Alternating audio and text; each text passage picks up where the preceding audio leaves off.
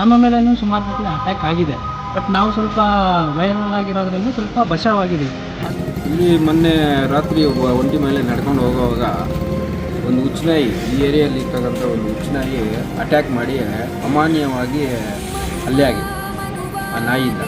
ಈ ಥರ ಈ ಏರಿಯಲ್ಲಿ ತುಂಬ ಜನ ಚಿಕ್ಕ ಮಕ್ಕಳು, ಸ್ಟೂಡೆಂಟ್ಸು, ಹೆಣ್ಮಕ್ಳು ಓಡಾಡ್ತಾ ಇರುವಂಥ ಸಮಯದಲ್ಲಿ ಈ ನಾಯಿಗಳು ಅಟ್ಯಾಕ್ ಮಾಡಿದಾಗ ತುಂಬ ತೊಂದರೆ ಆಗ್ತದೆ. ಇರುವಂಥ ಘಟನೆ ತುಂಬ ಕ್ರೂಯಲ್ ಆಗಿದೆ, ತುಂಬ ಕ್ರೂಯಲ್. ಮೊನ್ನೆ ನಡೆದಂಥ ಇನ್ಸಿಡೆಂಟಲ್ಲಿ ಅದೇ ಒಂದು ಸಣ್ಣ ಮಗು ಆಗಿದ್ದಿದ್ರೆ ಏನು ಕಿತ್ತು ತಿನ್ನೋ ಅಂಥ ಪರಿಸ್ಥಿತಿ ಆಗ್ತಾಯಿತ್ತು. ಬಟ್ ಈ ವಿಚಾರ ಮುಂದೆ ನಡೀಬಾರ್ದು ಅನ್ನೋ ಒಂದು ಉದ್ದೇಶ ನಮ್ಮದಾಗಿದೆ.